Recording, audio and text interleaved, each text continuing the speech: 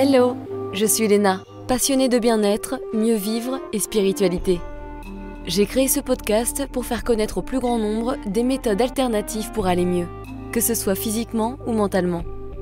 Quels que soient vos problèmes, quelles que soient vos croyances, restons ouverts, restons curieux et testons. Bonjour à tous, aujourd'hui je reçois à nouveau Tiffaine, qui était dans mon podcast au tout début, fondatrice de Yogilab et professeure de plusieurs sortes de yoga, pour qu'elle nous raconte un petit peu sa Healthy Pregnancy. C'est toujours intéressant de recueillir différentes visions des grossesses, car elles sont toujours différentes et elles peuvent nous inspirer pour la nôtre. Ça peut également faire du bien, nous rassurer, nous donner des idées, nous faire nous sentir comprises et pas solo avec nos angoisses ou nos frustrations. Bref, ça fait du bien et pour moi me concernant, ça me permet d'en savoir un petit peu plus sur les peurs, sur les pratiques, sur les disciplines. Ça m'inspire quoi, on sait jamais, si jamais un jour je tombe enceinte. Ouf, oulala. Bonne écoute. Coucou Tiffaine, ravie de te voir pour parler de ta grossesse. Bonjour Léna, merci de m'accueillir. Alors tu as eu une petite fille depuis qu'on s'est parlé l'année dernière, il me semble que c'est Liliana, c'est ça? C'est ça, elle s'appelle Liliana. Elle a combien de mois? Elle a 7 mois, elle est née le 16 juillet. Ah, ça passe vite. On parle comme les vieux, mais c'est typique. Oui. Donc, on va d'abord parler de ce que tu as pu implémenter dans ton hygiène de vie pendant la grossesse, comment tu as préparé ton corps pour tomber enceinte.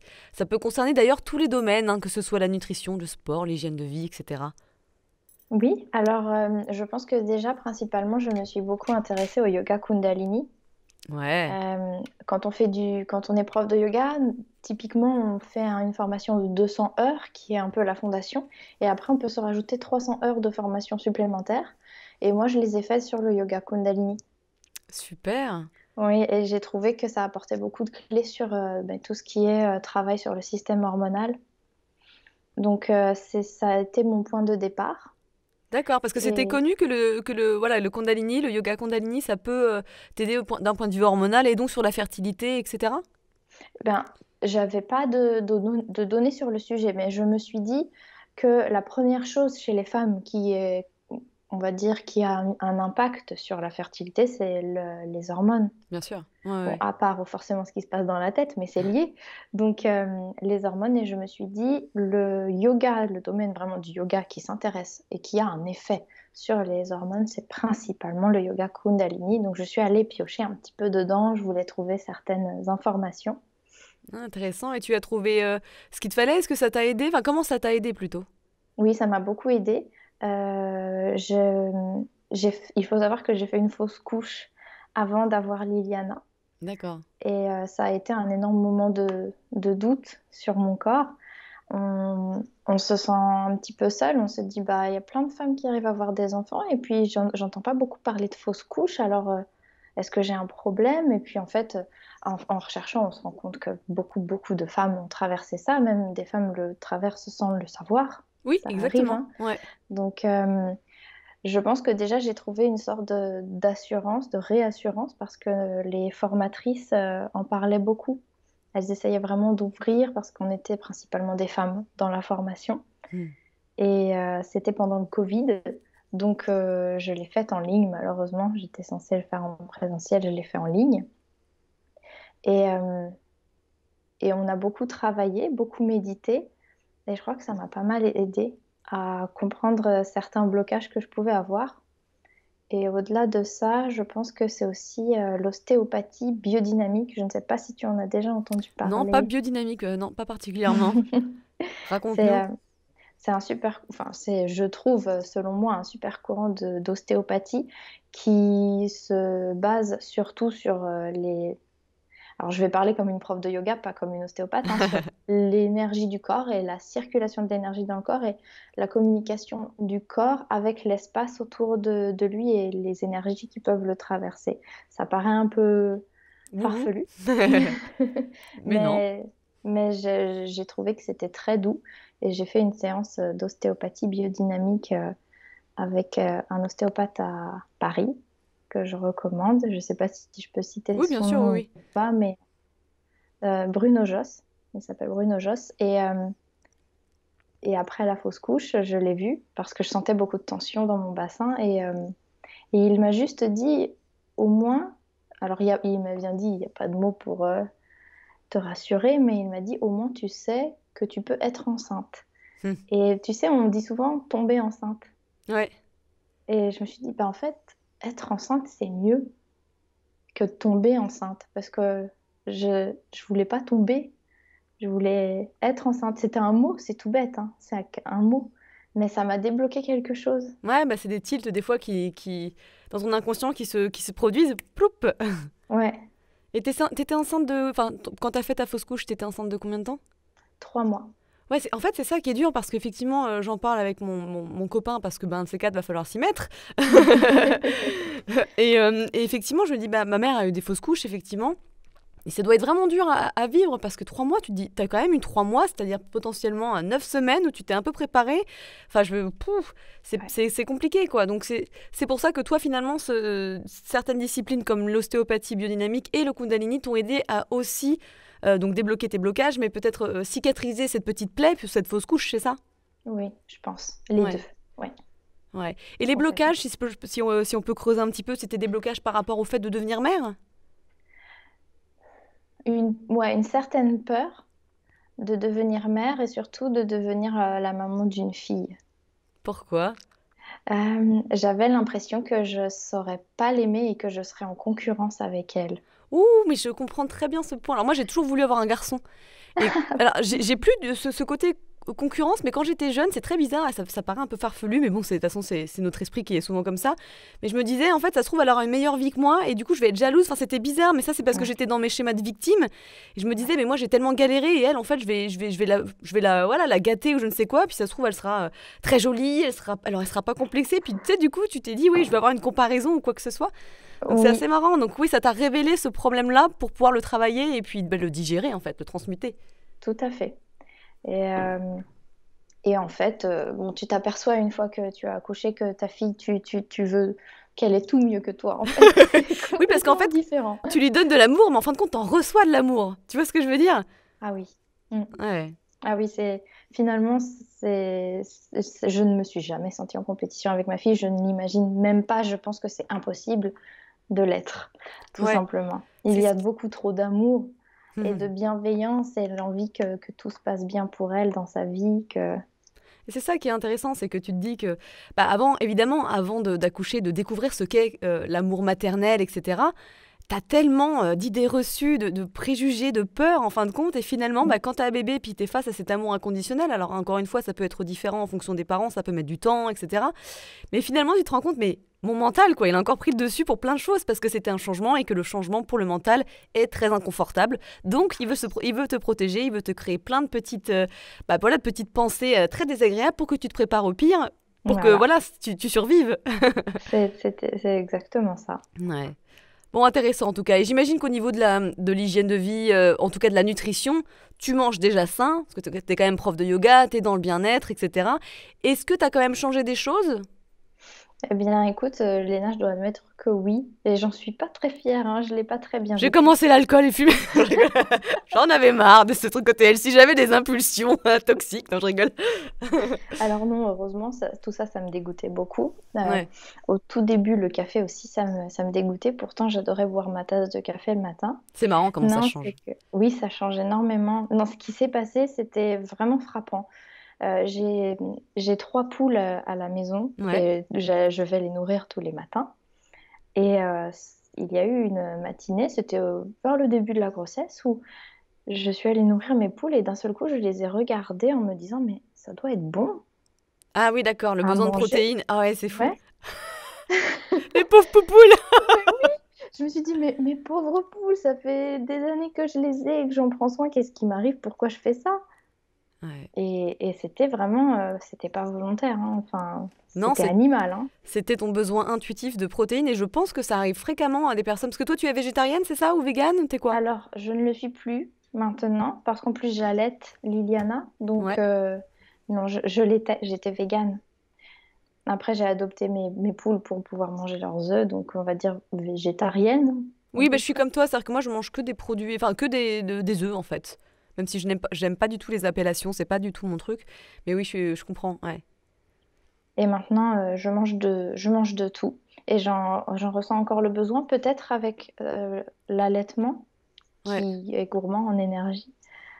Je Oui, mais pense alors que c'est pour ça. tu vois, ce que je trouve intéressant, c'est que tu n'es pas arrêté et que en fait, tu as compris, tu es connecté à ton corps qui intuitivement t'a dit, bon, ma poule, là, j'ai besoin de fer ou de protéines ou quoi que ce soit, parce qu'effectivement, des fois, les protéines végétales peuvent être difficilement assimilées, en tout cas plus difficilement assimilées, Mm. donc oui, c'est intéressant. Et je pense que c'est pour ça qu'il faut pas avoir voilà, s'arrêter tout le temps, que momentanément, même si tu as des convictions, peut-être que pour ta santé et la santé de ton bébé, tu peux t'ouvrir momentanément et effectivement, tu verras à la fin de Mm. l'allaitement, peut-être que finalement, ça va te redégoûter. On ne sait pas, enfin, ou alors tu vas continuer toute ta vie. Ah oui, on sait pas. Je sais que je choisis du mieux possible, du mieux que je peux, la viande que je mange. Je vais sur le marché pour que ce soit local. Je me renseigne quand même sur la qualité, mais je ne suis pas complètement en paix avec le fait Hmm, d'avoir fait ça. Et en même temps, je me dis que c'est pour le bien de ma fille, hein. C'est pas, il n'y a pas que moi dans l'équation, donc je ouais. continue quand même. Et alors, pendant la grossesse, qu'est-ce que tu as arrêté de consommer en termes de nourriture? Bah, écoute, rien de spécial, à part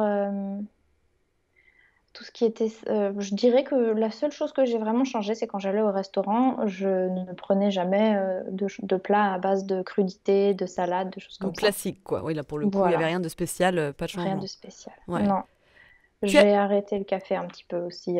J'en Ouais, buvais un par jour et j'ai arrêté parce les que ça te 3 premiers dégoûtait. mois. Ça me dégoûtait, oui. D'accord. Est-ce qu'à ce moment-là, tu as fait des prises de sang pour vérifier certains taux en particulier? Pas du tout. Je me Ouais. suis dit, on laisse La nature faire. la nature, voilà. Ok, ouais, ouais. Donc t'es vraiment, c'est marrant, t'es vraiment ouais, dans la confiance et l'intuition. C'est intéressant. C'est pour ça que j'aime bien faire cette série sur le guide de la grossesse celle-ci, parce que chacun est différent et que voilà, ça peut parler à tout le monde en fonction des personnalités, etc. Oui, je Et pense que c'est important de se laisser de l'espace pour vivre la chose sans, tu sais, sans mesurer, sans médicaliser à fond, même si bien sûr, parfois la santé des personnes le justifie, mais quand on a une santé, on va dire, normale, on est dans l'âge où on peut avoir des enfants, je pense qu'il faut juste se faire confiance. ouais, Mm. ouais. Mais il faut aussi se connaître ou apprendre à se Oui, connaître. C'est pas donné à tout le monde. exactement. Et apprendre à écouter, par exemple, si on a envie de manger de la viande, il faut en manger. Ouais, ouais, ouais, complètement. Hormis le café, il y avait d'autres aliments qui te sortaient par les trous de nez. Non, par contre, j'étais beaucoup plus sensible aux odeurs, donc il fallait Ouais, pas que ça sente trop fort quand ouais. même. Ça, c'est assez typique aussi, hein. Oui, Ah là là. Est-ce qu'au contraire, tu avais des fringales et si oui, comment tu les as gérées? oui. Alors c'est pareil, la fringale horrible que j'ai eue, c'est que j'avais envie de manger du fromage tout le temps. Moi, je pensais que j'allais avoir une fringale, tu sais, pour des amandes, des noix, des pommes. Des Non, non. figues, des fraises, ouais. Voilà, tu vois, les choses normales, non du. Et à la fin, parce que c'était en été, à la toute fin de la grossesse, c'était la pastèque. C'est marrant ça. Ça, je crois que Mm. ça arrive assez fréquemment. Ouais, ouais. Bon, ça Ouais. va. Ouais, c'est rigolo. Et pour toi, quelle est la recette préf, là, enfin, ta recette préf pour une grossesse gourmande mais saine? Est-ce que tu avais quelque chose que tu faisais comme ça? Mm. Hormis évidemment le fromage, mais. Oui, il y a mieux. Je faisais très souvent, tu sais, des energy balls Hmm, avec une base de dattes hmm, et je rajoutais des amandes et des noix de pécan. Ça, c'est vraiment le top, les deux ensemble. ouais. Et tu mettais quoi? Et C'était quoi ta base? juste les dattes, ça Ah oui, suffisait tu mélangeais, à tu faisais faire coller. des petites boules. Ouais, Ok, oui, oui, pardon, autant pour moi. mixer, Ouais, mixer. ok. Est-ce que tu consommais, alors si tu consommais pas de café, est-ce que tu consommais du thé matcha, des boissons pétillantes ou autre? Parce qu'il me semble que tu ne bois pas d'alcool, toi. Non, mais par contre, je me faisais du kéfir. Il y a un tout petit peu d'alcool, mais je me suis renseignée, c'était vraiment pas dangereux. Donc je me faisais quand même, pas souvent, hein. Et puis j'en buvais vraiment un tout petit verre le matin. Je faisais du kéfir avec les grains de kéfir, du citron et des figues, Ouais. tout simple. Et sinon, du thé vert. Thé matcha, non, je n'en consommais pas. Hmm. Mais c'est intéressant pour le kéfir et le kombucha parce qu'il y a des personnes qui en consomment pendant la grossesse et voilà. Et il y a d'autres personnes qui disent non, il y a des traces d'alcool, du coup pas du tout. Donc il y a un petit débat. Moi j'ai vu des Oui. Américaines qui en buvaient tous les jours et en grande quantité hein, et qui ont eu aucun souci. J'avoue que moi, c'est mon apéro préféré aussi, le petit kéfir au kombucha. Donc, je verrai bien comment je mettrai ça. Mais bon, pour changer un petit peu de l'eau pétillante citron, c'est quand même bien d'essayer de trouver de nouvelles choses. Ah Alors, oui. il y a aussi apparemment des trucs de cocktails, des petites marques de cocktails sans alcool, tu sais, assez naturels, qui poussent par-ci, par-là. Il faut se renseigner. Mais c'est vrai que si tu as l'habitude, je sais pas, de boire ton petit verre de quoi que ce soit, quand tu es, voilà, grossesse, bon, qu'est-ce qui reste hormis l'eau Eh oui, pétillante pas faut être grand-chose, hein. inventif. Exactement. Donc, un petit peu de kéfir pour toi, alors. Voilà, tout à fait. Alors, hormis donc l'ostéo et puis évidemment ton yoga Kundalini, est-ce que tu as eu recours à des disciplines alternatives pendant ta grossesse et en quoi ça t'a aidé? Alors, pendant la grossesse, j'allais beaucoup à la piscine, donc Ouais. rien de spécial. Enfin, beaucoup, j'y allais au moins une fois par semaine. Et sinon, j'ai fait aussi une préparation à l'accouchement. Est-ce que ça rentre dans le Hmm. cadre de ta question, ça? Oui. Ouais.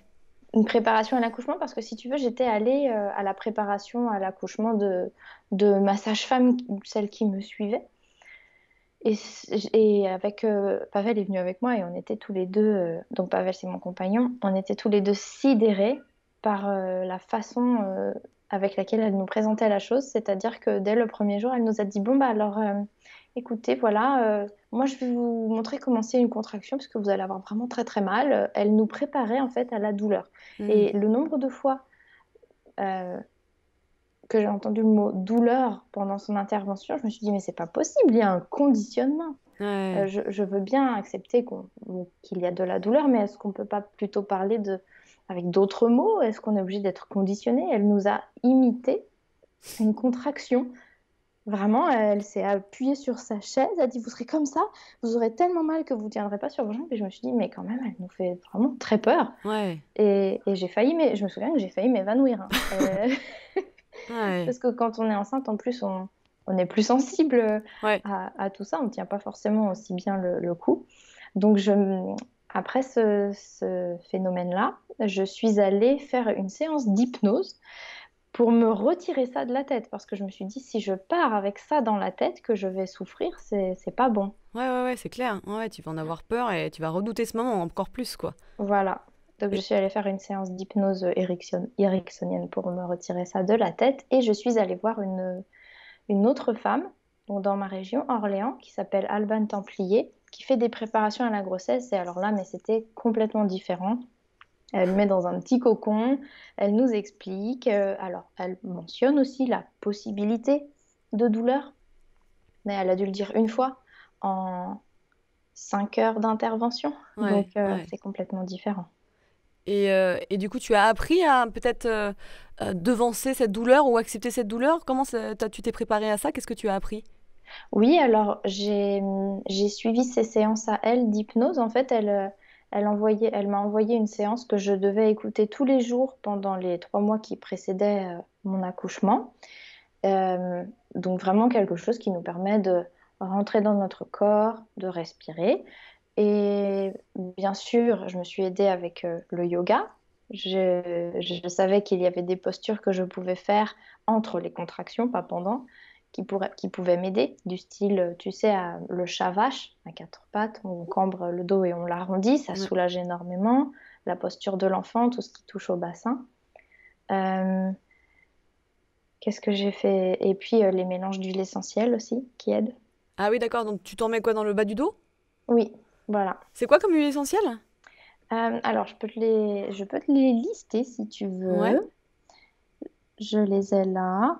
Donc, dans cette formule, c'est une formule pour masser, hein. Ouais. Il y a de la sauge Ouais.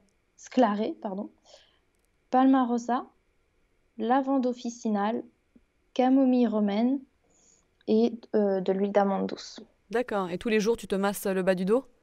Alors, c'est plus vers quand on commence à avoir des contractions sur la fin de la grossesse. Déjà, ça peut arriver, tu sais que les Mm. contractions arrivent assez tôt sans forcément amener à l'accouchement, mais ça peut soulager un petit peu et puis ça peut aider aussi à provoquer le travail quand il est long à arriver. Donc, dès que tu avais une contraction, hop, tu mettais ce mélange d'huile. Ouais, voilà. Ok, ouais, c'est clair, ça peut soulager. Moi, je fais ça des fois quand j'ai mes règles, etc. Donc, Oui, un bon petit mélange à savoir. Mais oui, l'hypnose, effectivement, ou la sophrologie, la sophrologie, ça aide vachement aussi.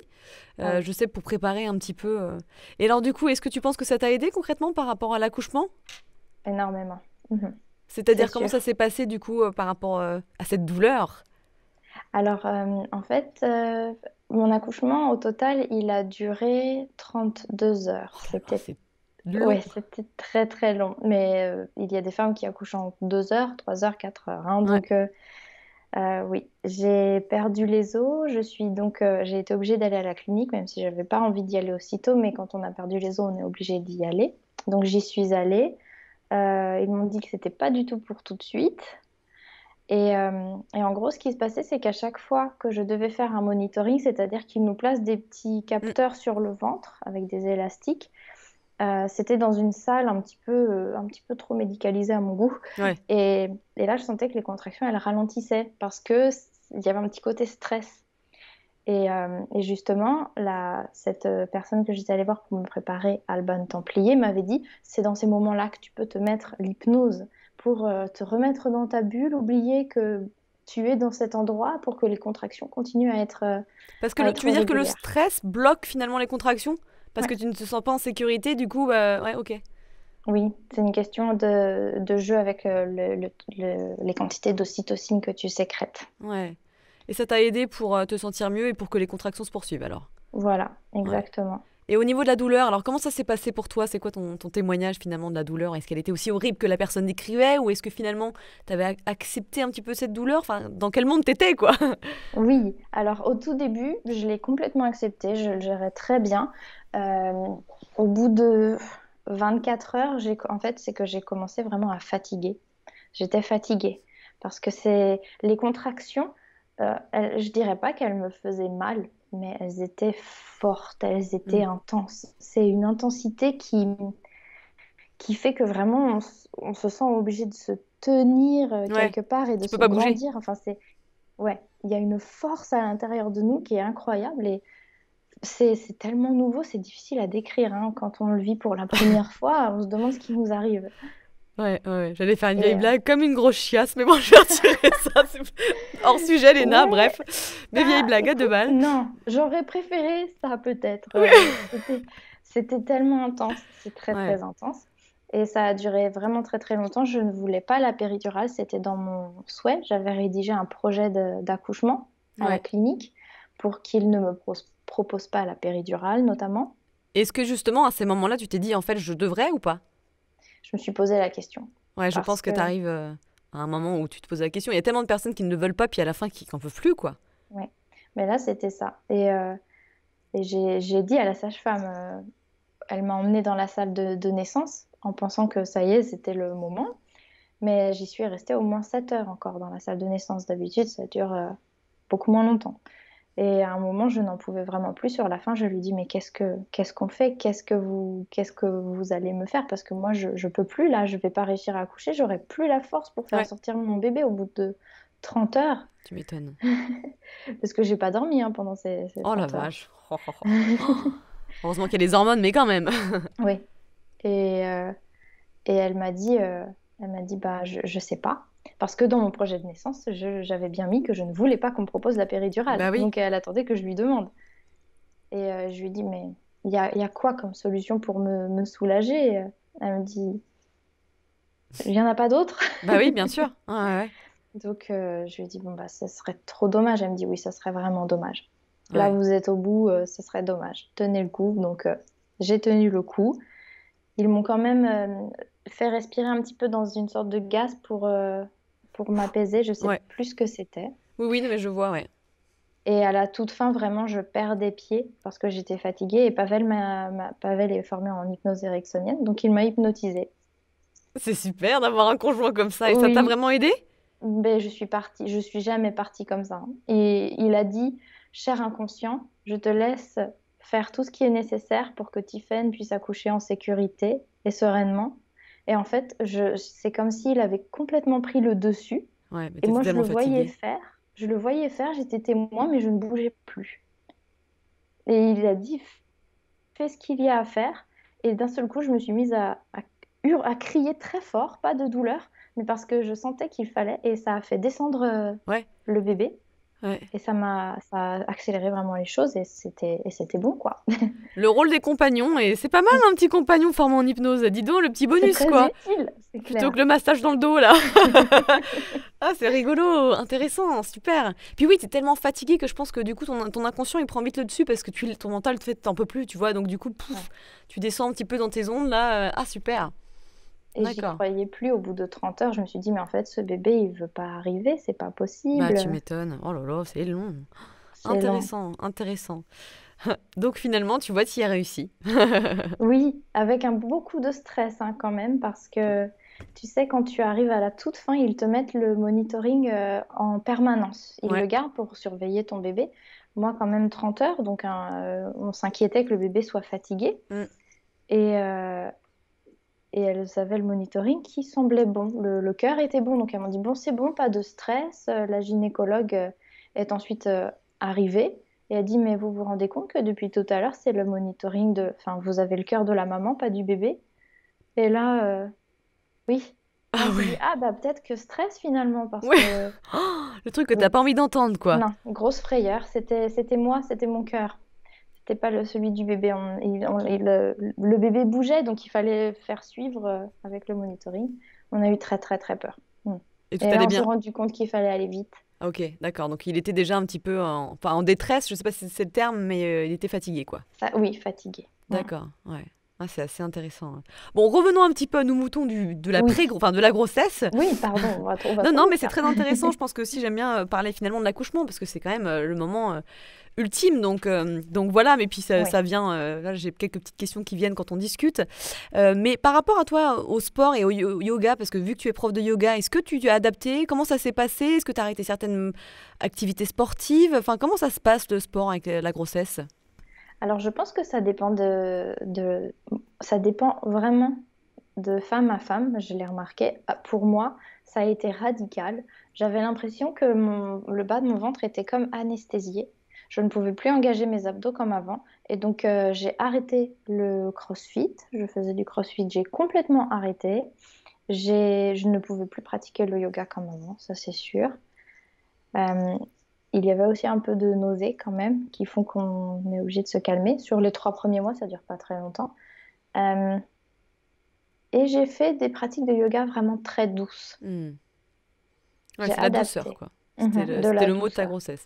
Et est-ce que tu avais, je sais pas, une certaine mauvaise conscience ou des doutes, le fait d'arrêter comme ça parce que tu as une pratique sportive régulière, est-ce que ça t'embêtait? Pas du tout parce que je savais que c'était pour le bien de mon corps sur le long terme. Je n'avais pas complètement arrêté parce que je marchais le plus souvent possible. Alors, sauf les 3 premiers mois où je dois admettre que je passais plus de temps à dormir qu'à bouger. Ouais, apparemment la fatigue est assez forte. Oui, les 3 premiers mois, c'est fou. Au deuxième trimestre, il y a un regain d'énergie en général. Donc là, j'ai commencé à aller à la piscine, à, à marcher davantage, à faire du yoga adapté. Je m'étais formée au yoga pré- et post-natal, donc j'en ai profité. Ouais, pratique. Oui, très pratique. Ouais, ouais, c'est marrant, hein. Est-ce qu'au niveau des compléments alimentaires, tu prenais de nouvelles choses? Alors, pas vraiment. J'avais des petites gélules d'huile de bourrache que je prenais pour éviter les vergetures. Ah, ça aide contre les vergetures? Je pense, mais je pense que ce qui m'a surtout aidé, c'est le mélange d'huile que bah, pareil, Pavel m'avait préparé. Et tous les soirs, je le mettais sur mon ventre. Et alors, Et c'était je quoi pense que comme c'est huile? surtout ça. Alors, pareil, je l'ai préparé, je me suis dit qu'on allait en parler. Bah oui, on aime bien les détails, nous les Bah filles. oui! Donc, en massage, c'est géranium rosa, Ouais. bois de haut, rose musqué. Alors après, attends, pardon, ça c'est l'huile, rose musqué, argan et bourrache. Donc tu mélanges les 3 huiles, plus huile essentielle de géranium rosa et huile essentielle de bois de haut. C'est combien de gouttes du coup pour les huiles essentielles sur Alors, tu as 30 millilitres d'huile, tu sais, les Ouais, 3 huiles rose musqué, argan, bourrache, et tu as 4 gouttes de chaque ensuite pour d'accord. géranium et bois de haut. Ok, donc c'est sur 30 millilitres plus les gouttes. Voilà, D'accord. Et tu massais tous les soirs? tous les soirs, Et tu penses que ça t'a vraiment aidé? Ou est-ce que ta peau elle marque peut-être? je pense. Ouais, ok. Intéressant parce qu'il y a Elle tellement de a, crèmes sur le marché. ouais, je pense que il Vas-y. y en a beaucoup, hein, mais Ouais. finalement, on peut les faire maison et je pense que c'est bien. Ouais, ouais, super. C'est intéressant. C'était une de mes questions parce qu'il y en a ouais, qui se massent le matin et soir. Il y en a qui prennent de la crème hydratante, il y en a de l'huile. Enfin voilà, donc c'est intéressant d'avoir ton retour là-dessus. Parlons allaitement. Alors, comment ça s'est passé? Est-ce que ça a été difficile? Comment ça s'est passé? Euh, j'étais pas sûre du tout de moi par rapport à l'allaitement. Parce que, alors c'est bête et encore une fois, c'est une grosse erreur de croire ça, mais je l'ai cru quand même. J'ai toujours eu une petite poitrine, donc je me suis dit, bah, en fait, je pense que je vais pas beaucoup pouvoir allaiter mon enfant et il va mourir de faim. Ouais, Mais en fait, ça n'a rien à voir, la taille de la poitrine avec la possibilité d'allaiter. Et puis, ben, dès qu'ils m'ont mis Liliana sur le ventre, en fait, elle a cherché le sein et elle a tout de suite tété. Donc, je me suis dit, bon, bah, elle a décidé à ma place, hein, clairement, c'est allaitement. Et ce qui a été le plus difficile, c'est après l'accouchement, après 2 jours, j'ai eu une énorme montée de lait, un engorgement qui fait vraiment, les seins sont en béton, hein. Mais vraiment, les seins sont durs, durs, c'est extrêmement douloureux. c'est dû à quoi ça? C'est le début, en fait, de la lactation, c'est le temps que le corps sache quelle quantité produire pour le bébé. D'accord. Et comme moi, Liliana, elle tétait, mais pas tant que ça, finalement, j'avais beaucoup trop de production par rapport à ce qu'elle prenait. Et Ouais. ça arrive à beaucoup de femmes au début, c'est tout à fait normal. Mais après, maintenant, elle est encore allaitée et tout se passe très bien. Et il y avait rien à faire pour que ça se calme? Faut juste attendre? Ils ont quand même, parce que pour moi, c'était quand même assez prononcé, ça allait certainement m'apporter de la fièvre, donc ils ont mis un tire-lait pour que je sois soulagée, parce que D'accord. c'était vraiment rouge, rouge, donc il fallait faire quelque chose vite. Ça va exploser. Mais sinon, oui, il faut attendre, masser et Ok. attendre. Mm. Ouais. Et donc l'allaitement, tu avais des douleurs? Non, aucune, Ah oui, donc rien toi, du ça a tout. été plutôt simple là-dessus. Ah oui, très simple. Ok. Et il m'est arrivé d'avoir un peu mal, là surtout parce que Liliana a 2 dents, donc parfois je les sens. Ça fait un petit peu plus mal, mais franchement, c'est largement tolérable, je trouve. D'accord. Et t'étais pas trop fatiguée parce que quand on allait, bah voilà, il y a moins de biberons ou pas de biberons, donc le partenaire peut moins aider. Ça a été. Alors, on dit Ça a souvent qu'on est été. stimulé par les hormones, mine de rien. Oui, c'est vrai. Alors, il y a quand même le petit coup de mou après la tétée. Il y a une sorte de chute d'hormones ou de pic d'hormones, je ne sais pas, mais une grosse fatigue qui dure pas très longtemps. Et puis, je pense que c'est très important que les parents trouvent leur équilibre et que le papa s'implique dans d'autres choses. Il y a Ouais. d'autres choses à faire pour Hmm. soulager la maman. Par exemple, Pavel, c'était lui qui se levait toutes les nuits pour aller changer la couche quand il le fallait et qui allait ensuite m'apporter le bébé. Donc, au final, c'est vrai que c'est moi qui la nourrissais, mais je n'avais pas à me lever et à tout faire Ouais, ouais, ouais, à c'est côté. hyper important ça. C'est un travail d'équipe et il faut trouver chacun son équilibre, hein, après. Ouais, tu m'étonnes. Est-ce que tu auras un conseil à donner aux femmes concernant l'allaitement? Oui, je pense que peu importe les difficultés qu'elles vont rencontrer, je pense qu'il faut juste se dire que c'est un conseil que mes copines m'ont donné, tout passe. Ouais. Tout, il y a rien qui dure. C'est pas confortable sur le coup, ça peut durer une semaine, 2 semaines, mais ça finit toujours par passer parce que le bébé grandit et il change et tout passe. Complètement. Et c'est vrai que par exemple, on me parlait l'autre jour d'enfants difficiles qui ont des phases, qui ont des cycles un peu casse-burne, hein, excuse-moi du terme, mais Ah où oui, c'est difficile, où tu dors pas. Et c'était une personne, je ne sais plus qui me disait, bah, globalement, en fait, ça dure 3 semaines. Tu vois, ils savent que pendant 3 semaines, ils vont en chier, mais ça va passer. Et je pense qu'effectivement, c'est un très bon conseil parce que sur le coup, en plus avec la fatigue, les hormones ou je ne sais quoi, tu te sens seul, quoi. T'en as marre, tu vois, tu as oui, des doutes. Mais effectivement, ce truc, ça va passer. Je crois que c'est le mantra qu'il faut, qu'il faut il se faut répéter retenir. quand c'est dur. Ah oui, complètement, c'est ce que je me répétais tout le temps. Tout passe, ça va Ouais. passer. Parce que oui, on se sent tout seul et en plus, on a l'impression que ça va durer éternellement et on se dit, maintenant, c'est ça ma vie, ça va Mm. être ça. Et c'est vraiment démoralisant. Donc c'est bien de se dire, Ouais. Bah, tu sais, c'est un peu comme une blessure, hein. Tu te fais une blessure, c'est aller en moyenne 3 à 6 semaines, en fonction de ce que c'est. Tu as l'impression, pareil, que ça va durer hyper longtemps, et des fois, bah tiens, hop, ça y est, c'est passé. Bon, c'est un peu long sur le moment, mais c'est ouais, passé. exactement, c'est ça. Est-ce que tu as eu des effets secondaires, des symptômes pas très agréables, à part la nausée dont tu as parlé pendant cette grossesse? Pendant la grossesse, Oui, vers la fin, j'avais l'impression que mes hanches allaient s'ouvrir en deux.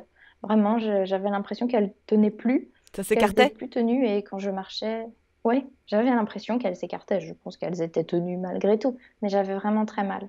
Mm. Ah oui, pas agréable. Et t'as fait comment pour le contrer? T'as juste attendu, il y a rien à faire? Ou de l'ostéo peut-être en De plus? l'ostéo. Mhm. J'ai Ouais, fait pas mal de séances d'ostéo grâce à Pavel et puis je faisais du yoga. Je continuais le yoga, ouais. des petits étirements en douceur. Parce que ton chéri est aussi ostéo, hein, c'est Ostéo. ça? Ouais, Mais c'est pratique, tu peux nous le prêter pendant notre grossesse, s'il te plaît? allez, La petite location, là, tu sais? la location.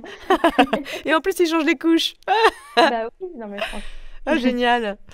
Et, alors attends, ça c'est fait, ça je t'ai posé cette question-là. Est-ce que tu as eu des changements physiques pendant ta grossesse et comment tu as géré la transformation de ton corps? Est-ce que c'est quelque chose que tu as bien vécu? Parce que ça dépend des personnes. Oui, je l'ai bien vécu parce que j'étais vraiment contente d'être à nouveau enceinte. Je pensais que je le serais pas. Ou que ça allait pas Euh, tenir? oui, ou que Hmm. voilà, ça n'allait pas tenir.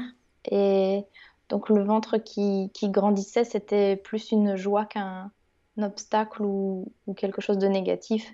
J'étais vraiment heureuse que ce soit le cas. Et je pense que niveau changement physique, forcément la poitrine grossit un petit peu, pas beaucoup pour moi en tout cas.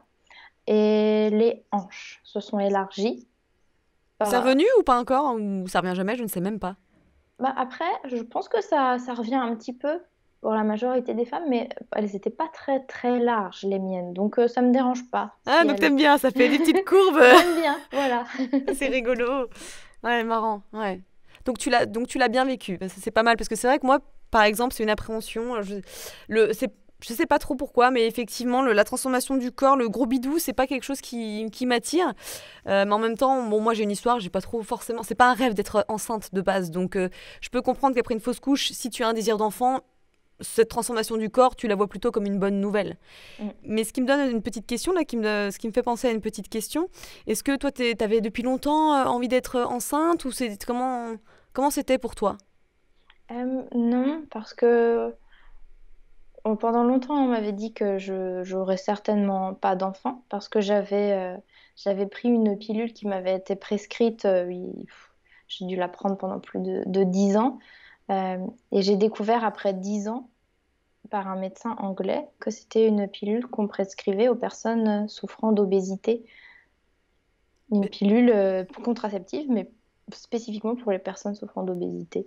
Donc, et pourquoi on t'a prescrit ça? je pense que c'est un médecin qui savait pas quoi me prescrire, Oh là je là, et pense. c'est quoi le nom? Je l'ai complètement oublié ce nom. Ah ouais, tu m'étonnes. Ouh. Oui, oui, bon débarras, hein, Mais j'ai du coup, envie de ça dire. a des conséquences. Alors, je sais qu'effectivement, ça perturbe hein, tous les systèmes, enfin beaucoup de systèmes, en tout cas physiologiques, au niveau de, bah voilà, ça te provoque des carences, au niveau hormonal. Des fois, on a plus de difficultés à tomber enceinte. Mais celle-ci était particulièrement connue pour te rendre plus infertile. Eh ben, c'est surtout qu'elle était vraiment très très forte, et ça a fait que pendant plus de 4 ans après avoir arrêté la pilule, j'ai pas eu mes Ah oui, règles. d'accord. Ouais, Et ouais. voilà. Donc ils m'ont dit tout est normal, tout est bien dans votre corps, mais vous n'avez pas vos règles, donc c'est qu'il y a quelque chose, donc c'est que vous n'aurez pas d'enfant. Bon, J'adore. Toujours ces discours qui vont oui, conditionner l'inconscient. C'est toujours agréable. C'est fou en n'est-ce fait. Hein. pas? Moi, pareil, c'était pendant un an que j'ai pas eu mes règles. Un an, c'est long, hein? Il C'est faut long, beaucoup ouais, de ouais, temps ouais. pour Enfin, à moi. peu près un an, peut-être un peu moins, mais après tout est revenu. Non, mais c'était fou, y compris alors une énorme acné de fou, Bah oui. l'envie sexuelle de fou. Enfin, vraiment la libido qui est revenue. Non, mais c'était, non mais il faisait aussi, je me souviens, il faisait genre, je sais pas, 0 degré. Et j'étais en bikini, quoi. Limite, j'avais tellement chaud et j'étais hot. Non, mais c'est trop marrant comment en fait parce que je l'ai pris au moins pendant 13 ou 14 ans. Donc t'imagines, c'était pareil, c'était très long. Et en fait, tu te redécouvres, tu te dis, mais mon Dieu, c'est quoi cette envie sexuelle? C'est quoi ces chaleurs, cette chaleur dans mon corps? Parce que finalement, Oui. enfin, c'est fou, hein, la pilule, comment ça te coupe de plein de choses. Ce tout Mais petit morceau de quelque chose. Mm. exactement, ouais, ouais, ça paraît inoffensif, mais ça ne l'est pas. Est-ce que tu avais des stress, des peurs concernant la grossesse? Alors, forcément, oui, celle de perdre le bébé. Ouais. Euh, à part ça, rien de spécial. Non, tu laissais pas, voilà, des peurs prendre l'espace, enfin, prendre toute la place. Non, pas du tout. Ouais. Ah, c'est bien. De toute façon, t'es plutôt zen quand tu parles. Tu vois, moi, je parle à 100 à l'heure. Toi, t'es Imhotep. On est bien. Je viens de faire du yoga. J'ai ma petite Liliana. J'allais, tout va bien. Tu m'énerves, je rigole. On verra quand tu seras maman.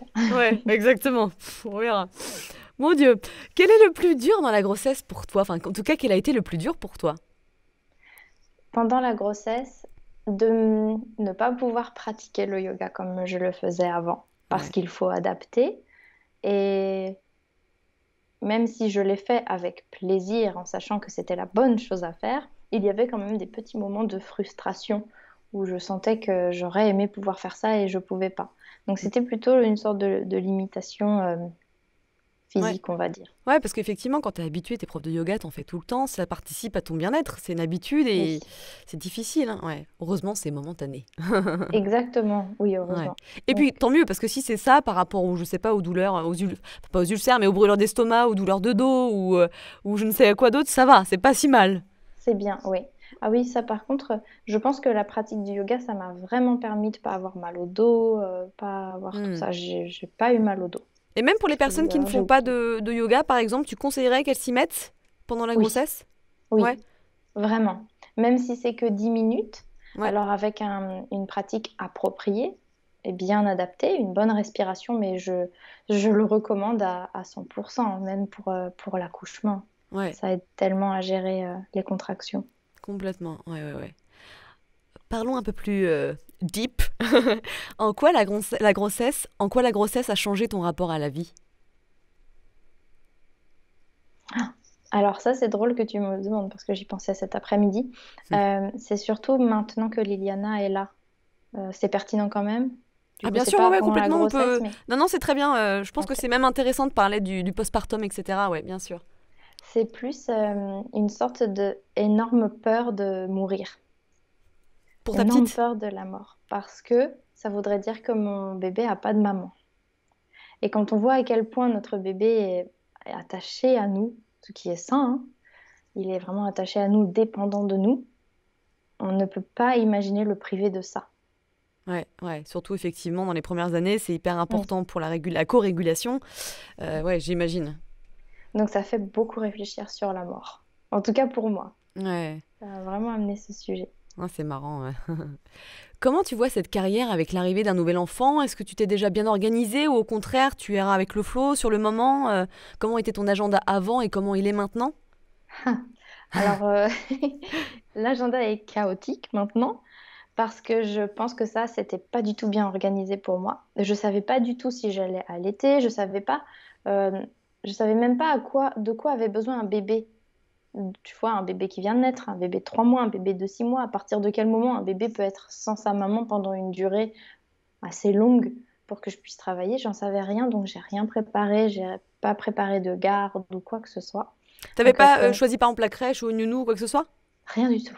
Parce que c'est vrai qu'on nous dit souvent, en tout cas à Paris, c'est peut-être différent effectivement dans des plus petites villes, mais que dès que t'es enceinte, ça y est, faut que tu te renseignes sur quelle crèche ou quelle nounou prendre, quoi. Oui, je pense que je comprends pourquoi maintenant, parce que c'est compliqué de trouver. Par exemple, là, pour Liliana, en m'y prenant en début d'année, c'est seulement pour septembre que j'aurai une place. Donc elle aura plus d'un an. Elle aura plus d'un an, ouais. Ouais, donc là pour l'instant, vous la gardez tout le temps chez vous? Oui, elle est tout le temps avec moi.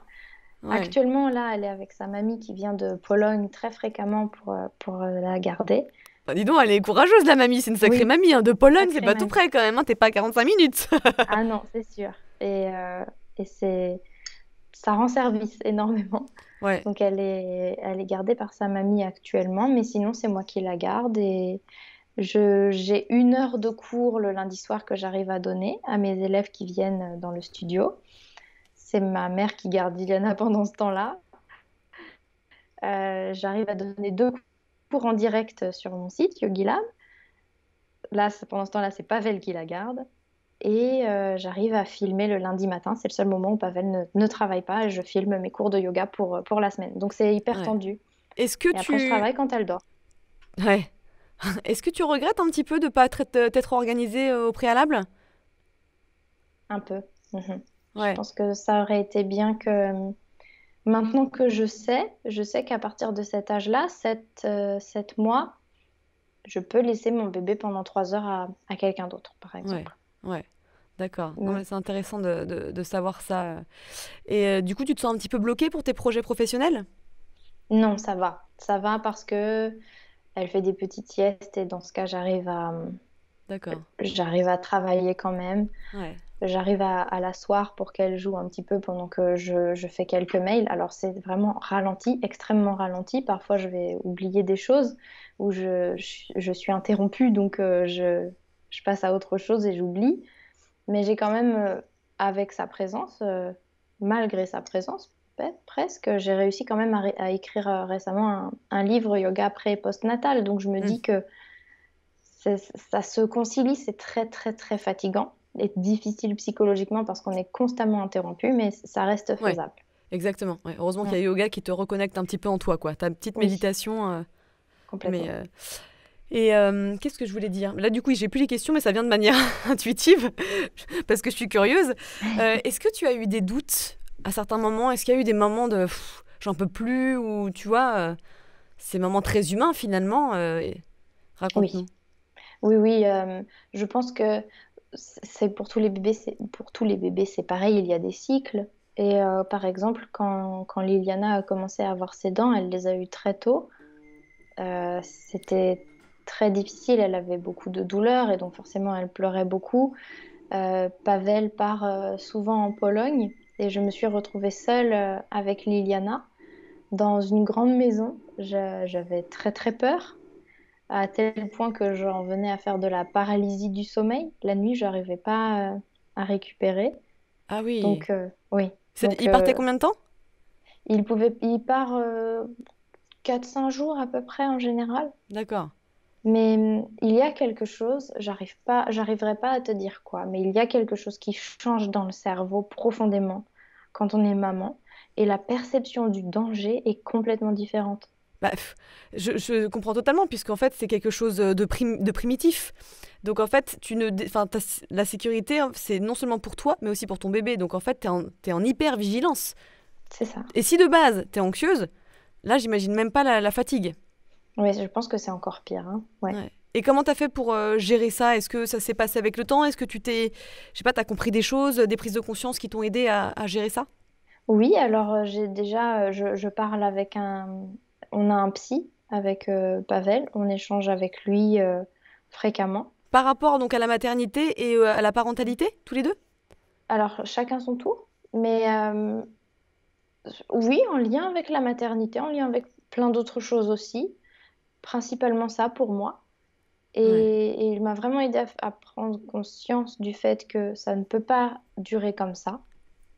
Et donc, on a pris les choses en main. Et justement, là, quand Pavel part, sa maman vient systématiquement pour que je ne sois pas seule dans la maison. Ouais, ouais, ouais. Et est-ce que tu te disais, t'avais de mauvaise conscience, tu disais, mais ouais, je suis un peu faible, j'arrive pas à gérer mon bébé toute Ouais. seule? Oui, bien sûr. Jusqu'à ce que, justement, grâce au psychologue, je comprenne que c'est totalement humain, c'est naturel, c'est humain. Et c'est cet instinct aussi, tu sais, de tribu, de vouloir être ensemble parce que l'humain isolé est faible et menacé. Mm. Ouais, complètement. Bah, c'est pour ça que le postpartum, ça se passe aussi souvent mieux quand tu es entouré, hein, et c'est connu, avec le mois d'or, normalement, tu étais entouré de tes cousines, tes mamans, tes grands-parents, etc. Et maintenant, bah, généralement, tu te retrouves solo, avec ou sans ton mari. Donc non, c'est plus difficile, on a besoin de connexion humaine, et encore plus dans les épreuves, parce que c'est quand même une épreuve, c'est un changement, c'est une transformation. Donc je peux comprendre que ouais, ça n'est pas facile. Ouais. Oui, c'est un énorme chamboulement auquel on se prépare, mais pas à 100%, Ouais. forcément. Bah, ça Mais arrive ouais, sur le moment, hein. Tu as des nouveaux ouais, doutes constamment. ah oui, et puis c'est un renouvellement constant parce que notre bébé grandit et change. Ouais, Donc ouais. c'est toujours nouveau. Et comment toi t'as géré le sommeil au début? Est-ce que ça a été très dur ou est-ce que ça allait parce que tu allaitais et que t'étais bourrée d'hormones? Comment ça s'est passé? Ça allait. Alors certainement les hormones, moi qui ne faisais jamais de sieste, je faisais des siestes avec Liliana. Ouais, bah les siestes Ouais. ça sauve, hein, donc c'est clair, je peux comprendre. Et la nuit c'était assez chaotique? La nuit, au début, c'était assez chaotique. Au tout début, oui, surtout à l'hôpital, enfin à la clinique, parce que bon bah il venait carrément nous réveiller pour qu'on lui donne à manger, au cas où le bébé ne se réveille pas la nuit. Je trouvais ça un peu bizarre, mais Je sais pas. Je Ouais. trouvais ça bizarre, j'avoue. Ça respectait pas vraiment le rythme Est-ce du que le bébé. bébé, s'il a faim, dans ces cas-là, il pleure? Enfin, tu vois, je me pose la question, Ouais. effectivement, est-ce que ça sert? Je ne sais pas. Normalement, oui, mais certainement, certains bébés ne se réveillent pas et Ouais. donc ont tendance peut-être à se laisser plus à s'affamer. Euh, Ensuite, je dirais que Liliana, elle se réveillait 3 fois par nuit. Euh, elle a fait ses nuits à partir de 3 mois. Hmm. Ouais. Et À c'était trois pas trop mois, elle a dur. commencé à Donc faire c'était ses pas nuits. trop dur, tu l'as plutôt bien vécu, ça. Oui, Parce que moi, c'est une peur. Moi, le manque de sommeil, ça me rend folle. C'est vraiment. Mais bon, je ne peux pas comprendre ce que c'est d'être bourré d'hormones. Mais je ne sais pas si je vais allaiter, donc on verra bien comment je le sens. Mais nous, on pense même à prendre tu sais, des espèces d'infirmières de nuit qui te relaient la nuit une fois de temps en temps, une fois par semaine, pour qu'on puisse dormir et se ouais. sentir bien et reprendre de l'énergie et se régénérer, quoi. On verra bien. Mais je pense que c'est aussi, il faut pas se croire égoïste ou culpabiliser en faisant ce genre de choses parce qu'au final, c'est pour être plus disponible pour son bébé. Donc, il faut vraiment prendre les dispositions Ouais, nécessaires, hein. Oui, c'est ouais, sûr. Nous, ça s'est bien passé. On a eu aussi une part de chance que Liliana fasse ses nuits à 3 mois c'est clair. alors qu'elle est allaitée. Ouais. Mais, euh, mais je pense que les siestes aussi, ça va te sauver. Il faut que Ouais, tu fasses des siestes. complètement. Est-ce que voilà, des moments solo, ça te manque maintenant que bah, elle est toujours pas chez une nounou ou dans la crèche? Oui, j'avoue que ça me manque parfois. Parfois, quand, tu sais, je suis assez solitaire et j'aimais bien me poser, quand je ne fais pas du yoga ou de la méditation, j'aime bien me poser devant une série Netflix et faire Ouais, du crochet, ou j'aime bien peindre, ou j'aime bien faire de la couture, j'aime bien faire tout ce qui est un peu créatif. ouais, Et là, clairement, je peux pas. Je peux pas me mettre devant la télé alors qu'elle est là. Tu vois, par exemple, je peux pas faire de la couture parce que je vais commencer quelque chose, mais je vais être interrompue. Et on a besoin d'être dans un flow quand on fait de la création. ouais, Donc, c'est peut-être ces petits moments qui me manquent le plus, ouais. ouais. Bon, bah petit mantra, ça passera. C'est ce Ça qu'il faut se passera. dire. Tout à fait. Et au niveau de ta relation avec ton copain, c'est ton mari ou ton copain? Copain. Ton copain Pavel, est-ce que voilà, vous avez une bonne communication? Comment ça s'est passé? Est-ce que ça vous a transformé en tant que couple? Parce que c'est quand même une épreuve. Je veux dire, les gens pensent que ça va sûrement lier leur couple, mais non, c'est plutôt une épreuve, c'est plutôt un challenge. Ah oui, c'est un énorme challenge. Ça ne lie pas un couple, ça le C'est ça. teste. Ouais, exactement. Ouais. Ça le teste. Parce que on a un équilibre à deux et d'un seul coup, il y a une troisième personne. Ça vient tout chambouler. Et c'est important de parler. Dans ce cas-là, c'est clair de parler vraiment le plus possible. Je pense que la fatigue, ça vient aussi beaucoup changer la perception des choses. Ouais. Moi, je sais que avec la fatigue, je ressentais beaucoup plus de frustration envers Pavel s'il y avait un truc qui faisait pas comme je voulais que ce soit fait. Ouais. Alors qu'à d'autres moments, ce serait passé totalement inaperçu, je n'aurais eu rien à faire. Hmm. Et il y a eu au tout début, oui, des moments assez difficiles où le couple est un peu mis à l'épreuve. Mais je pense que c'est bien aussi parce que c'est le déséquilibre pour se rééquilibrer, tu vois, Hmm. comme on dit en yoga, hein. Hmm. Perdez votre équilibre pour le trouver. C'est Ouais, un nouvel équilibre ouais, ouais, qui en un ressort. nouvel équilibre. Est-ce que tu as quelque chose à rajouter, un conseil que tu aurais aimé qu'on te donne lors de la première grossesse? Euh, un conseil que j'aurais aimé qu'on me donne, oui. Je pense qu'on l'entend beaucoup, mais moi, ça me passait complètement au-dessus. C'est pas égoïste de prendre soin de soi avant de prendre soin de son bébé. Non, au contraire, je pense que c'est très responsable. Alors bien Oui, sûr, ça dépend de la mesure, mais oui. Mais vraiment, je l'ai vu une fois que j'ai accepté de me faire masser et de me faire un soin du visage, je culpabilisais affreusement. Mais après, en fait, j'étais à 100% présente avec Liliana et c'était certainement une des journées où elle a le plus souri, où elle avait l'air la plus heureuse. ouais, Donc, c'est essentiel. ouais. Ils sont tellement sensibles, ils le sentent. Eh ben merci Tiffaine. Où est-ce qu'on peut te trouver si on veut te contacter ou faire du yoga ou lire tes livres? Alors, vous pouvez me trouver sur Instagram. Mon compte, c'est Tiff Enjoy. Donc ça, c'est mon compte personnel. Si vous voulez faire du yoga prénatal ou postnatal avec moi, c'est sur yogilab.fr. On a un compte Instagram aussi, Yogilab. Et puis, les livres, c'est aux éditions Mango. Donc, ils sont dans toutes les librairies, normalement. Il y a Yoga super simple, les chakras, dont j'espère qu'on parlera un jour. Ouais, Chakras au service du corps et de l'esprit, que j'ai écrit avec Pavel. et bientôt un nouveau, mais il n'est pas encore prêt. Il est en cours. Suspense. Bon, bah, tu vois, au final, t'es quand même productive, hein. Finalement, oui, ça va quand même. Merci Tiffaine. Merci Léna, à bientôt.